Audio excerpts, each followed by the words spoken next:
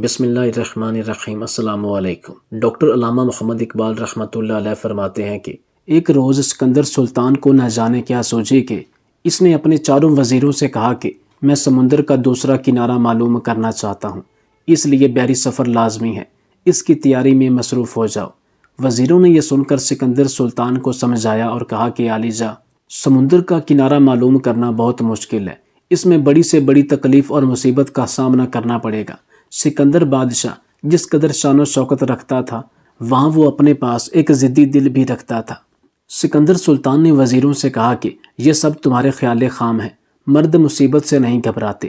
ایک وزیر نے جرأت کرتے ہوئے کہا، حضور، مرد جہاں مصیبت سے خوف نہیں کھاتے ہیں، وہاں جلتی ہوئی آگ میں پاؤں دے کر جلانا نہیں جانتے۔ مرد کو دانش مندی کے ساتھ مرد بننا چاہیے۔ سکندر سلطان نے جواب دیتے ہوئے کہا، ہرگز نہیں، ہمت اور استقلال ہر مصیبت کو رفع کرتا ہے، حتیٰ کہ اگر آگ میں پاؤں رکھ دیا جائے تو پاؤں پر ایک من کپڑا ضرور لپیٹنا چاہیے، پھر وہ نہیں جلے گا۔ دانش مندی کے یہی معنی ہے، جیسا کہ میں نے آپ کی مثال سے سمجھایا۔ بس اب تیاری کرو کہ میں کل صبح ہی بحری سفر کروں گا۔ 6 ماہ کے لیے خورد و نوش کا سامان مہیا کیا جائے، یعنی کھانے پینے کی چیزیں، اور دن نکلنے سے پہلے جہاز پر یہ سامان لاد دیا جائے۔ وزیر یہ حکم سن کر مجبور ہو گئے اور بہت خوب کہہ کر دارالسلطانی سے رخصت ہوئے۔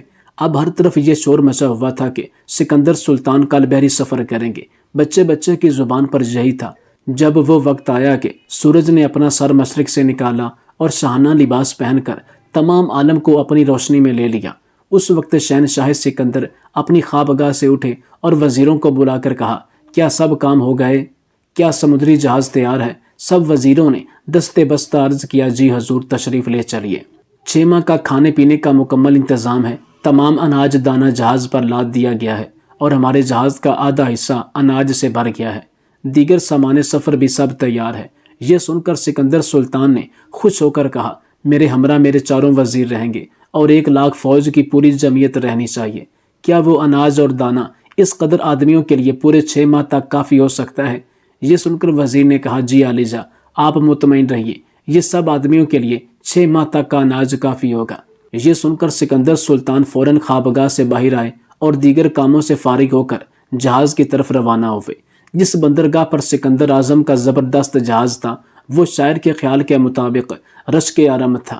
ٹھنڈی ٹھنڈی ہوا کے دل فریب جھونکے دل و دماغ کو سرسبز بنا رہے تھے اور تر و تازگی بخش رہے تھے۔ بندرگاہ پر کھڑے جہاں تک بھی نظر جاتی، پتہ چلتا تھا کہ سوائے پانی اور سمندر کے کچھ نہ دکھائی دیتا۔ تھوڑی دیر کے بعد سکندر سلطان اپنی فوج کے ساتھ اور چاروں وزیروں کے ساتھ جہاز پر سوار ہوا۔ اس وقت سمندری لہریں فضائے لطیف میں دل کو سرور اور آنکھوں کو نور بخش رہی تھی۔ پانی پرسکون تھا۔ جہاز نہایت آزادی کے ساتھ پانی کی زبردست موجوں کو چیرتا پھاڑتا صاف نکلا جا رہا تھا۔ ہوا وغیرہ کا نام و نشان تک نہ تھا، نہ کوئی خطرہ تھا، نہ کوئی اندیشہ۔ آسمان پر مطلع بالکل صاف تھا، بارش وغیرہ کی بھی فکر نہ تھی۔ کسی قسم کی دہشت انگیز بات سے بھی دل مطمئن تھے، برے آثار کا نام و نشان تک نہ تھا۔ سکندر اعظم اپنے چاروں وزیروں کے ساتھ ایک پرتکلف اور شاندار کمرہ میں رونقیں افروز تھے۔ جہاز اس وقت نہایت تیز رفتاری سے چل رہا تھا۔ یہ سفر سکندر اعظم کا بہت مشہور سفر ہے اور اسے اکثر لکھاریوں نے اپنے نئے پہلوؤں میں بیان کیا ہے۔ خاص کر ایرانی لکھاری محمود اللہ شکمانی نے اس واقعہ کو آنکھوں دیکھا بیان کیا ہے کہ یہ سفر ایسا تھا کہ ہر وقت جہاز چلتا رہتا تھا۔ 6 ماہ تک کے لیے جہاز ایک لمحے کے لیے بھی نہ رکا، برابر چلتا رہا تھا۔ سکندر اعظم اپنے کمرے میں بیٹھا ہوا تھا اور وزیروں سے دنیا کی کیفیات کے متعلق مصروف گفتگو تھا۔ سکندر اعظم نے کہا کہ میں حیران ہوں کہ دنیا کیسا طلسم ہے، خدا نے اس میں کیسے کیسے عجوبے رکھے ہیں۔ زمین سے نہیں معلوم کون سے دستے غیب نے سمندر جاری کیا، دریا نمودار کیے، اور زمین پر درخت، پھول، پتے، چمن، اناج وغیرہ آخر کہاں سے پیدا ہوئے۔ وزیروں نے سکندر سے یہ سب کچھ سنا اور اپنی اپنی رائے ظاہر کرنے لگے۔ ایک وزیر نے کہا، قدرت کے تمام رازوں کو افشائے راز کرنے کے لیے بہت علوم دنیا میں ایجاد ہوئے ہیں، جیسا کہ منطق، فلسفہ، سائنس وغیرہ۔ بہت سے علوم ایسے ہیں کہ جو شخص ان سے کافی واقفیت رکھتا ہو وہ خدا کے رازوں کو پہچان جاتا ہے۔ دوسرا وزیر، سلطان سلامت، جب تک کہ خود قدرت خداوندی نہ چاہے اس کے راز انسان کی سمجھ میں نہیں آتے۔ یہ سن کر شہنشاہ سکندر نے اس کی تائید کی، لیکن تیسرا وزیر کہنے لگا، عالی جاں، اصل بات تو یہ ہے کہ عقل بادشاہ ہے، اگر انسان عقل سے اچھی طرح کام لینا چاہے تو قدرت کے رازوں کو پہچان لینا کوئی دشوار کام نہیں۔ سکندر نے اس کی بھی تائید کی۔ پھر چوتھا وزیر جو بہت ہی عقل مند تھا کہنے لگا علیزا میں نے اپنے تینوں دوستوں کی گفتگو سنی، اب اس دنیا کی قدرت کے رازوں کا انکشاف جس طرح ہوتا ہے میں بیان کروں گا۔ سکندر نے فوراً اجازت دی تو چوتھا وزیر کہنے لگا علیزا جس شخص میں یہ تین باتیں ہوں گی وہ قدرت کے تمام راز پہچان سکتا ہے۔ قدرت نہ تو خود چاہتی ہے اور نہ علوم یعنی فلسفہ وغیرہ سے کام چل سکتا ہے، نہ عقل سمجھا سکتی ہے کیونکہ انسان کی عقل محدود ہے اور شان لا محدود ہے۔ اس طرح عقل بھی انسان کی محدود ہے جو ایک خاص حد تک قدرت کے انمول رازوں پر رسائی حاصل کر سکتی ہے، اور دیگر علوم یعنی فلسفہ، منطق وغیرہ کی بھی ایک حد ہوتی ہے۔ یہ جس قدر رائے قائم کی گئی ہے یہ سب محدود ہے اور قدرت خداوندی کی کوئی حد نہیں ہے۔ اس لیے میرے خیال میں شان پروردگار کے راز سمجھنے کے لیے تین لامحدود طاقتوں کی ضرورت ہے۔ جب تک یہ طاقتیں انسان کے پاس نہیں اس کے بھید کو نہیں سمجھ سکتا۔ سکندر کی یہ بات سن کر حیرت کی انتہا نہ رہی، کہنے لگا لیکن وہ تین طاقتیں کون سی ہیں؟ وزیر نے کہا علیزا ایک طاقت ہمت یعنی بہادری، ایک ایمان کی طاقت اور ایک استقلال یعنی ثابت قدم رہنا، اپنے مقصد پر ڈٹے رہنا۔ جس شخص میں یہ تینوں طاقتیں ہوں گی اس کے نزدیک دونوں جہاں کے کام یعنی ایک بھی ناممکن نہیں، وہ سب کچھ کر سکتا ہے۔ یہ تینوں چیزیں لامحدود ہیں، ہمت کی کوئی حد نہیں، استقلال کی کوئی حد نہیں اور ایمان کی بھی کوئی حد نہیں۔ سکندر نے اپنے چوتھے وزیر کا بیان سن کر اس کو محبت کی نظروں سے دیکھا اور کہنے لگا تم سچ کہتے ہو، بے شک ہمت اور استقلال اور ایمان ان تینوں کی کوئی حد نہیں، اور بے شک یہ تینوں چیزیں جس کے دل میں موجود ہوں اس کو دنیا میں کوئی مشکل نظر نہ آئے گی، اور لفظ ناممکن اس کے سامنے کوئی حیثیت نہیں رکھتا۔ لیکن میں تمہاری اس بات کا ثبوت چاہتا ہوں۔ گو عقل کہتی ہے کہ یہ سچ ہے مگر بغیر ثبوت مجھے تسلیم نہیں۔ تم کو یہ ثابت کرنا ہوگا کہ خدا کی شان پہچان لینے والا تین باتوں کو عزیز سمجھتا ہے، ایک استقلال یعنی ثابت قدمی اور ایمان اور ہمت اس کی منزل آسان کر دیتے ہیں۔ چوتھے وزیر نے یہ سن کر بصد ادب عرض کیا علیزا حق کو ثابت کرنے کے لیے میں ہر وقت حاضر ہوں، جو مصیبت آپ پر نازل ہو مجھے اطلاع دیں، باحکم پروردگار میری ایمانی اور استقلالی اور ہمت کی طاقت اس مصیبت پر غالب آئے گی، وہ مشکل نہیں جو آسان نہ ہو۔ سکندر سلطان نے یہ سن کر غصے میں کہا کیا مجھ پر بھی کوئی مصیبت نازل ہو سکتی ہے؟ میں دنیا کا بادشاہ ہوں، مجھ پر ہرگز مصیبت نہیں آئے گی۔ سلطان اعظم شہنشاہ سکندر کا یہ لفظ غرور سن کر وزیر مسکرایا اور کہنے لگا علیزا غرور نہ کیجیے، مصیبت آپ پر بھی آ سکتی ہے۔ علیزا میں جو کچھ عرض کر رہا ہوں برحق ہے، آپ پر بھی اسی طرح کئی مرتبہ مصیبت نازل ہو سکتی ہے۔ آپ پر جو مصیبت آ سکتی ہے وہ اگر نہیں آئی تو ضرور آئے گی، دنیا کا اصول یہی کہتا ہے۔ یہ سن کر سکندر بادشاہ کہنے لگا اگر مجھ پر کبھی مصیبت آئے گی تو تمہیں اپنی ایمانی اور ہمت اور استقلال کی طاقتیں ظاہر کر کے اس کو رد کرنا پڑے گا، ورنہ سخت سزا کے مرتکب قرار پاؤ گے۔ وزیر نے کہا علیزا مجھے منظور ہے۔ سکندر بادشاہ یہ سن کر خاموش ہوا۔ جہاز برابر سمندر کی دل فریب لہروں کو چیرتا پھاڑتا اپنا راستہ طے کر رہا تھا۔ سکندر کے جہاز کو چلتے ہوئے پورے 3 مہینے ہو گئے تھے مگر سمندر کا دوسرا کنارہ کسی طرح بھی نامعلوم ہو سکا۔ 3 ماہ کے بعد سکندر بادشاہ اپنے چوتھے وزیر سے کہنے لگا ہمیں اس جہاز میں سفر کرتے ہوئے آج پورے 3 مہینے ہو گئے ہیں لیکن سمندر کا دوسرا ساحل ابھی تک نہیں پا سکے۔ آخر سمندر کتنا وسیع ہے، کس قدر وسیع ہے، میں یہ دریافت کرنا چاہتا ہوں۔ وزیر نے مسکرا کر کہا علیزا ابھی 3 ماہ تک اور انتظار کیجیے، کبھی نہ کبھی سمندر کا دوسرا ساحل آپ کو نظر آ ہی جائے گا۔ سکندر نے گہرا سانس لے کر جواب دیا لیکن کھانے کا انتظام بھی 6 ماہ تک کا ہے، اگر ہم 3 ماہ تک کا سمندر کا سفر اور کرتے رہے تو واپس کیسے آئیں گے، کیونکہ تمام اناج دانہ ختم ہو جائے گا اور تمام فوج بھوکی مر جائے گی۔ وزیر نے یہ سن کر جواب میں کہا علیزا پھر آپ کیا ارادہ فرماتے ہیں؟ سکندر نے کہا کہ بہتر یہی ہے کہ واپس اپنے ملک چلیں، 3 مہینے میں پہنچ جائیں گے۔ وزیر نے کہکا لگاتے ہوئے عاجزی سے کہا علیزا ہمت اور استقلال کا دامن نہ چھوڑیے، آپ نے جو ارادہ کیا ہے اسے پورا کر دکھائیے۔ یہ سنتے ہی باقی تینوں وزیر کہنے لگے حضور یہ وزیر آپ کو دھوکہ دینا چاہتا ہے، 3 مہینے گزرتے ہی ہم لوگ بھوکے پیاسے مر جائیں گے، یہاں سوائے پانی اور آسمان کے اور کیا نظر آتا ہے، اور یہ بھی معلوم نہیں کہ سمندر کا دوسرا کنارہ 3 ماہ میں ہی نظر آئے گا یا نہیں۔ چوتھا وزیر جو اپنے ایمان کا سچا تھا کہنے لگا حضور کیا تمام فوج کو آپ خوراک دیتے ہیں؟ ہرگز نہیں، سب کو کھانا پینا خدا دیتا ہے، اور خدا ہی دے گا ہم لوگ بھوکے نہ مریں گے۔ اگر 3 مہینے کے بعد بھی سمندر کا دوسرا کنارہ نظر نہ آیا تو بھی خدا ہم کو اس سمندر میں غیب سے کھانا کھلائے گا۔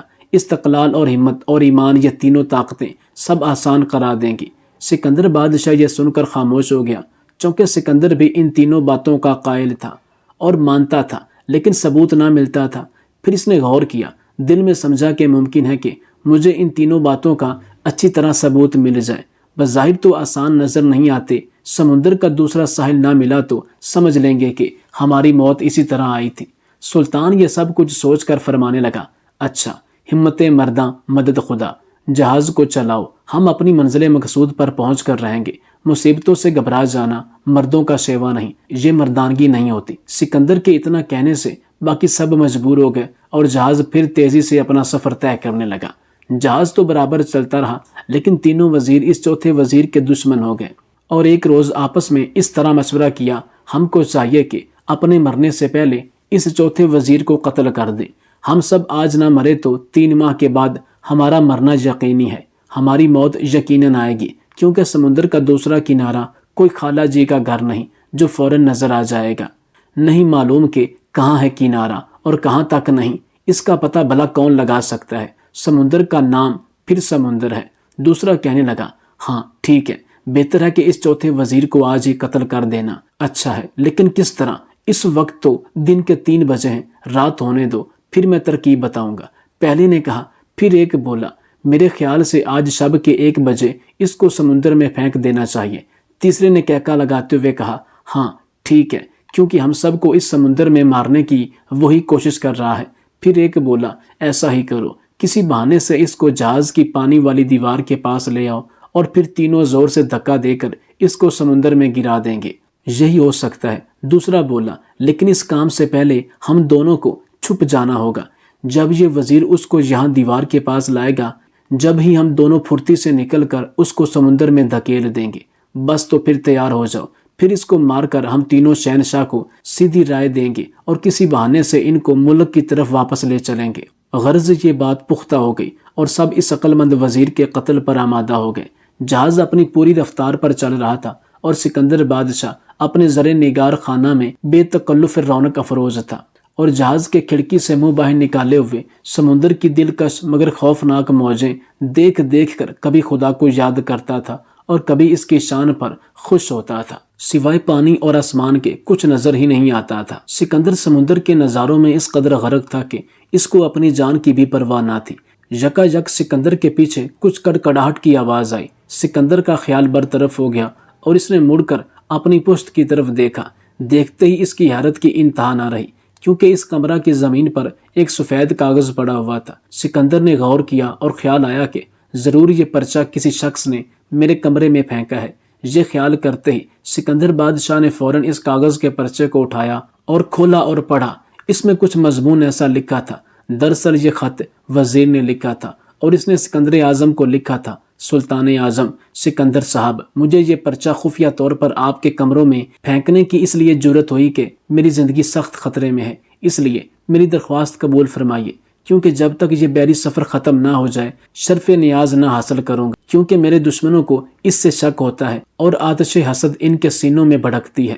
میرے دشمن کون ہیں یہ میں نہیں بتاؤں گا، کیونکہ میں ہر حال میں ایمان، استقلال اور ہمت کا پرستار ہوں۔ فقط اطلاع عرض کر رہا ہوں، خیر اندیش آپ کا چوتھا وزیر۔ سکندر کی حیرت ترقی کرنے لگی۔ مضمون کیا پڑھا کہ دماغ میں خیالات کا طوفان برپا ہو گیا۔ سکندر نے بہت غور کیا کہ آخر اس وزیر کا دشمن کون ہے، لیکن کچھ نتیجہ اخذ نہ کر سکا۔ آخر اس نے سوچا کہ معاملات کو رونما ہونے دیا جائے، پھر جو کچھ ظاہر ہوگا دیکھا جائے گا۔ سکندر اس پرچہ کا مضمون پڑھ کر لاکھوں گہرائیوں میں اتر گیا۔ پھر اس کو کچھ خیال غم آیا تھا۔ اس نیک نفس سلطان نے اپنا لباس تبدیل کیا اور اپنی شکل فوراً ایک ملاح کی شکل جیسی بنائی، اور تھوڑی دیر سوچتے رہنے کے بعد وہ اپنے کمرے سے باہر نکلا۔ اس کے بعد نامعلوم کہاں پہنچا اور پہنچ کر کہاں غائب ہو گیا۔ اب وہ وقت آیا کہ ہر طرف اندھیرے کا دور شروع ہوا۔ رفتہ رفتہ سورج غروب ہونے لگا اور ہوتے ہوتے بالکل ہی مغرب میں پردہ پوش بن کر کہیں اور غائب ہو گیا۔ رات کا وقت بھی ٹلتا رہا اور کچھ عرصہ میں گھڑی نے پورا 1 بجایا۔ چوتھا وزیر علیحدہ اپنے کمرے میں لیٹا ہوا جاگ رہا تھا۔ اسے نیند نہیں آ رہی تھی۔ اچانک اس کے کمرے کا دروازہ کھلا اور کئی سیاہ لباس والے پراسرار شخص اس کے کمرہ میں داخل ہوئے۔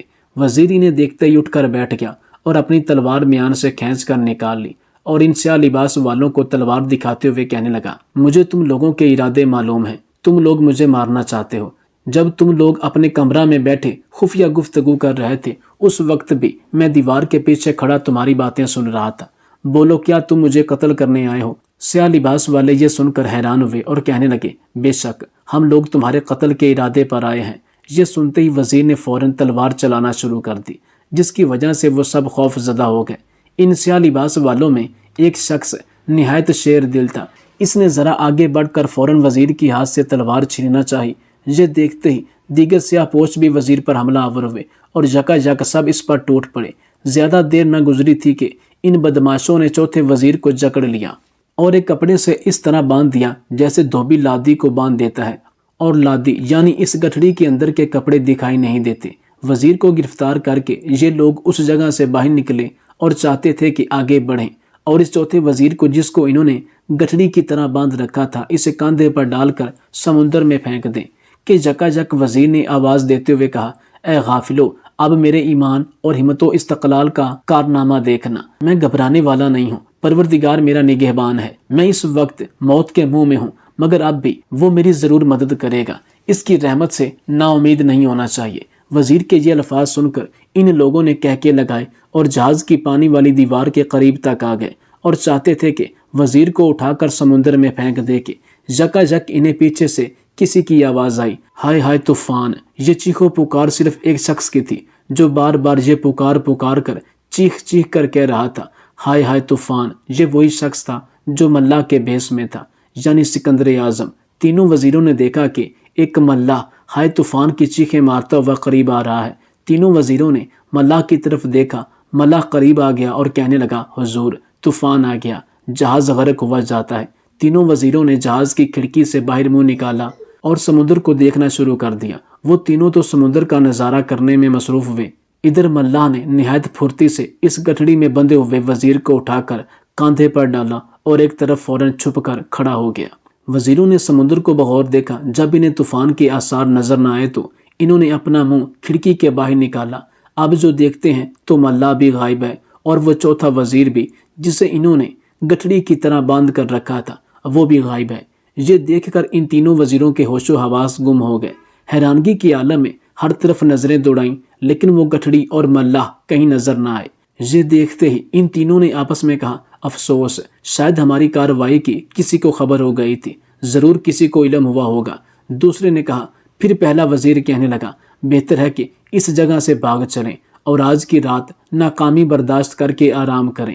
دوسرے نے کہا، ہاں، پھر کبھی موقع ملے گا تو اسے ٹھکانے لگائیں گے، چلو بس دیر لگانے سے خطرہ بڑھ جائے گا۔ وہ تینوں فوراً اس جگہ سے بھاگ نکلے اور اپنی اپنی آرام گاہ میں جا کر عالم حیرانی میں سو گئے۔ ان کے جاتے ہی وہ ملاح یعنی سکندر اعظم، انہوں نے اس گٹھڑی کو اس جگہ سے نکالا اور اسے کاندھے سے اتار کر زمین پر رکھا، پھر کھول کر وزیر کو رہا کیا۔ وزیر نے حیرت کی عالم میں پوچھا، آپ کون ہیں؟ یہ سنتے ہی ملاح نے اپنی آنکھ کا تل دکھایا اور اشارہ کیا۔ یہ دیکھتے ہی وزیر کی زبان سے نکلا، کون؟ شہنشاہ۔ شہنشاہ سکندر نے خاموش رہنے کے لیے اشارہ کیا۔ وزیر خاموش ہوا اور سکندر اپنے ہمراہ وزیر کو اپنے کمرے میں لے آیا۔ دونوں نے کچھ گفتگو کرنے کے بعد آرام کیا اور سو گئے۔ جبکہ پھر تاریکی کا دور ختم ہوا اور سورج نمودار ہوا اور ہر طرف روشنی چھا گئی۔ صبح صادق نمودار ہوئی، اسی وقت سلطان سکندر بیدار ہوئے۔ فوراً چوتھے وزیر سے کہا، جس وقت تم کو رات میں تمہارے دشمن اٹھا کر لے گئے تھے اور سمندر میں پھینکنے والے تھے، تم نے ان سے کیا کہا تھا؟ وزیر نے کہا، علی جاں، میں نے کہا تھا کہ میں اس وقت موت کے منہ میں ہوں، مگر پھر بھی میرا ایمان اور ہمت و استقلال میری مدد کریں گے۔ خدا میرا نگہبان ہے، میری حفاظت کرنے والا ہے، بس میں نے یہی کہا تھا کہ اتنے میں حضور آپ تشریف لے آئے۔ سکندر یہ سن کر بہت خوش ہوا اور اسے کہا کہ اسی وقت تینوں وزیروں کو بلاؤ۔ وزیر نے دربان کو روانہ کیا اور پیغام ان تینوں کے پاس پہنچایا اور عرض کی کہ حضور کو شہنشاہ یاد فرماتے ہیں۔ تینوں وزیروں نے یہ سن کر حیرت سے آپس میں کہا، رات ہی یہ واقعہ ہوا اور صبح ہی شہنشاہ سکندر نے ہمیں یاد کر لیا، ضرور کوئی راز ہے، خیر معلوم ہو جائے گا، چلنا چاہیے، پھر جیسا ہوگا دیکھا جائے گا۔ لیکن پہلے میں اس پیغام لانے والے سے کچھ پوچھ لوں کیا شہنشاہ کے پاس کوئی اور بھی تھا؟ اس پیغام لانے والے نے کہا جی ہاں۔ وزیر نے پوچھا تو پیغام لانے والے نے جواب دیا کہ شہنشاہ سکندر کے پاس چوتھے وزیر بیٹھے ہوئے تھے۔ سب نے کچھ سوچا اور پھر بولے اچھا تم جاؤ اور سکندر شہنشاہ سے کہو کہ ہم ابھی حاضر ہوتے ہیں۔ پیغام لانے والا یہ سن کر چلا گیا اور شہنشاہ سے اسی طرح جا کر کہہ دیا۔ اب ادھر سکندر بادشاہ ان کا انتظار کرنے لگا۔ تھوڑی دیر کے بعد وہ تینوں وزیر سکندر بادشاہ کے کمرہ میں حاضر ہوئے اور ادا بجا لائے۔ سکندر بادشاہ نے نہایت سنجیدگی سے ان تینوں کو سمجھاتے ہوئے کہا دیکھو، رات کا واقعہ مجھے اچھی طرح معلوم ہے، مجھ سے خوف نہ کھاؤ، میں تم سے کچھ نہیں کہتا، اور اتنا کہتا ہوں کہ اگر اب کسی وقت بھی وزیر چوتھے پر تم نے حملہ کیا، تم نے اس چوتھے وزیر پر وار کیا، تو اس سے پہلے تم تینوں کو موت کے گھاٹ اتار دیا جائے گا۔ ہمت، استقلال اور ایمان کا پہلا کرشمہ تم دیکھ چکے ہو کہ چوتھا وزیر موت کے منہ میں جانے سے بچ گیا۔ شاید تم کو معلوم نہیں کہ رات ملاح کی شکل میں خود تھا اور میں وزیر کو بچا کر تمہارے ہاتھوں سے چھڑا لایا۔ وہ تینوں وزیر بہت زیادہ پریشان ہو گئے اور ہوش و حواس تینوں کے گم تھے۔ ایک بولا لیکن عالی جاں، آپ کو ہماری اس ناجائز کارروائی کا کیسے پتہ چلا؟ سکندر بادشاہ نے کہا کوئی ایسی بات نہیں جس کا مجھے علم نہ ہو، جاؤ اب آرام کرو۔ سب خوف زدہ ہو کر اور سکندر بادشاہ کو زمین تک جھک کر سلام کرنے کے بعد اس جگہ سے باہر نکلتے چلے گئے۔ سلطان سکندر اعظم کا عالی شان جہاز سمندر کے دوسرے کناروں کو ڈھونڈتا ہوا برابر راستہ طے کرتا رہا اور بیان کیے ہوئے حالات و واقعات جہاز میں رونما ہوتے رہے۔ اسی طرح 6 ماہ کا پورا عرصہ گزر گیا، لیکن سمندر کا دوسرا ساحل تو کیا، اس کے آثار بھی نمودار نہ ہوئے۔ رسد راشن تمام ختم ہو گئی، یعنی کھانے پینے کا سامان۔ پھر سکندر اپنی 3 لاکھ فوج کے ساتھ بھوک کی شدت سے حیران و پریشان موت کا سامنا کرنے لگا۔ تمام فوج اور لشکر، ملاح اور منتظمین وغیرہ نے دن بھر فاقہ کیا اور اس خوفناک مصیبت سے گھبرا کر خدا سے دعائیں مانگنے لگے کہ اے اللہ، کیسا برا وقت ہم پر آن پڑا ہے کہ چاروں طرف پانی اور آسمان کے سوا کچھ بھی نظر نہیں آتا۔ ملاح بھوک سے مرنے لگے ہیں۔ دوسرا دن بھی صاف گزر گیا، جہاز میں ایک دانہ بھی باقی نہ بچا تھا۔ بہت سے لوگ سمندر کا پانی پی پی کر پیٹ بھر رہے تھے، مگر آخر کب تک پیٹ بھرتے؟ آخر ملاحوں نے خود میں جہاز چلانے کا دم نہ پا کر جہاز کو وہیں روک دیا اور لنگر ڈال دیے۔ سکندر بادشاہ کی پریشانی انتہا کو پہنچی اور وہ گھبرا کر خدا سے رو رو کر دعائیں مانگنے لگا۔ تینوں وزیروں نے کہا اے شہنشاہ، ہم اسی روز مصیبت سے خبردار ہو گئے تھے اور آپ کو مشورہ دیا تھا، مگر اس چوتھے نالائق وزیر نے خود کو اور آپ کو اور ہم سب کو مار ڈالنے کی چال چلی۔ عالی جاں، ہمیں بات کرنے کی بھی طاقت نہیں۔ وزیروں نے یہ کہا اور سکندر بادشاہ نے چوتھے وزیر سے کہا افسوس، اگر میں تیری چالوں سے پہلے خبردار ہوتا تو ہرگز یہاں تک نہ آتا اور میری فوج کب کی آج اپنے ملک میں مصروف آرام ہوتی۔ بول او نالائق، اب کہاں ہے وہ ایمان، استقلال و ہمت؟ عقل مند چوتھے وزیر نے مسکرا کر کہا عالی جاں، ایمان، استقلال، ہمت، یہ میری 3 باتیں آپ کو شان پروردگار دکھا کر رہیں گی۔ ہمارے لشکر میں سے ابھی 1 گھنٹہ تک کوئی نہیں مر سکتا، 1 گھنٹے میں پروردگار ہماری ضرور مدد کرے گا۔ سکندر نے کہا بے وقوف، اب بھی وہی باتیں کیے جاتا ہے۔ وزیر نے کہا عالی جاں، یہ میں باتیں اپنی آخری سانس تک کیے جاؤں گا۔ سکندر اعظم نے یہ سن کر کہا لیکن میرے سامنے سے دور ہو جا، یہاں بھوک کی پریشانی بولنے کے لیے بھی روک رہی ہے۔ افسوس، اب کیا ہوگا؟ 1 گھنٹے میں ہماری موت یقینی ہے۔ وزیر نے کہا عالی جاں، خدا کی رحمت ایک لہجے میں نمودار ہو جاتی ہے۔ آپ دیکھ رہے ہیں کہ اس مصیبت میں خدا پر بھروسہ نہ رکھنے والے تمام فوجی لوگ گھبرا رہے ہیں، مگر مجھے بالکل فکر نہیں ہے، آخر آپ صاحبان کے ساتھ میں بھی مرنے والا ہوں۔ یکا یک سکندر بادشاہ نے چلا کر کہا آج مجھے معلوم ہوا ہے کہ تیرا ایمان جھوٹا ہے اور ہمت و استقلال ایک دھوکہ ہے۔ سکندر بادشاہ نے اتنا ہی کہا تھا کہ یکا یک سمندر سے ایک خوفناک آواز آئی جس کے جملے یہ تھے ایمان، ہمت، استقلال اور اس کا عامل سچا ہے۔ یہ الفاظ کسی نے انسان کی زبان میں سمندر میں سے کہے، جس کو سن کر سکندر بادشاہ کے ہوش اڑ گئے اور اس نے فوراً جہاز کی کھڑکی سے سر باہر نکالا۔ سر باہر نکال کر دیکھا تو سکندر سراپا حیرت بن گیا۔ اس نے دیکھا کہ مچھلی سمندر سے اپنا سر باہر نکالے ہوئے انسانی زبان میں گفتگو کرتی ہے۔ اس مچھلی کا سر اتنا بڑا تھا کہ سکندر کی عالی شان جہاز کی اس کے سامنے کوئی وقت ہی نہ تھی۔ ایسا معلوم ہوتا تھا کہ سمندر میں کئی میل تک یہ ایک پہاڑ ہے جو دلوں پر خوف و ہراس برساتا ہے۔ سکندر نے مچھلی کی زبان سے جب یہ الفاظ سنے تو اس نے سوچا کہ یہ ضرور کوئی قدرت کا بھید ہے۔ مچھلی سے میں جو کچھ کہوں گا یہ اس کا جواب دے گی۔